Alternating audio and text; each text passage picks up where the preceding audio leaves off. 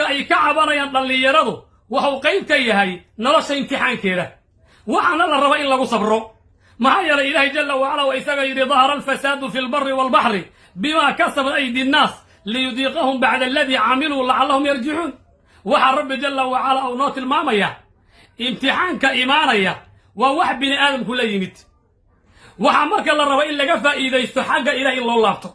hadduu imtixaan yimaado sida hadda shiidka jiro oo la sheegayo oo kale waxaa la rabaa in laga faa'iidaysto xagga ilaahay subxaanahu wa tacala in loo laabto oo laga helo waxa weeye laabasho rabbi jalla wacala laakiin in la yidhaho waddamo kale in loo cararo oo la yidhaho waxa weeyaan waddankii dhibaata ka taagan oo shiida ka jira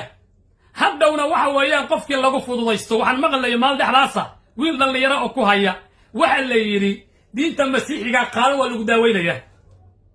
waxa keenaya qofku markay dhibaata la soo daristo waxa ka faa'iidaysanaya cadowgiisii waxa rabbi jalla wacala uu yidhi isagoona sabar siinaya fasbir ina wacda allahi xaqun walaa yastakifannaka aladiina laa yuuqinuun ku sabar xaqa ku sabar yabaha ilaahay jalla wacala waa xaq ilaahay ballanqaadka uu ku ballan qaadaya khayr iyo wanaag inuu ku siinaya xaq weeye yaysan ku fududaysanin kuwa ilaahay jalla wacala yaqiinsanay in lagu yidhaha war haysdhibin war iska naso war xoolo waa lagu siinaya waa lagu barwaaqaynaya diinta iska dhaaf ka dhex bax ilaahay jalla wacala ballanqaadka uu ballan qaadaya inuu khayr iyo wanaag ku siinaya xaq weeye wax laga baqaya ma ahan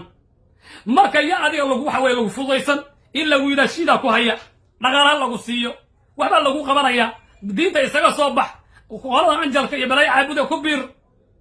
haddowna waxa weeyaan in lagaa dhigo mid mulxid ah ama gaal ah ama diin aan shaqa ku lahayn shiidku waa iska imtixaan waxay saxaabadu qaar ka mid ahaan jireen midkood intou gaajo la dhaco ayaa la oran jira waa suuxayo waa qalalay saxaabada bacdi ka mida waxay tilmaamayaan inta iyaga dhulka lagu celceliyo iyo gaajo haydo in la oran jira jinniya ku dhacay gaajo u dhacay marka shiidku wax laga baxayo weeyaane waa in ilaahay subxaanahu wa tacala lagu xiraado dhallinyaroy ka faa'iidaysta inaad rabbi jalla wacala ku xirataan oo shiidku yuusan idinku riixin macaasi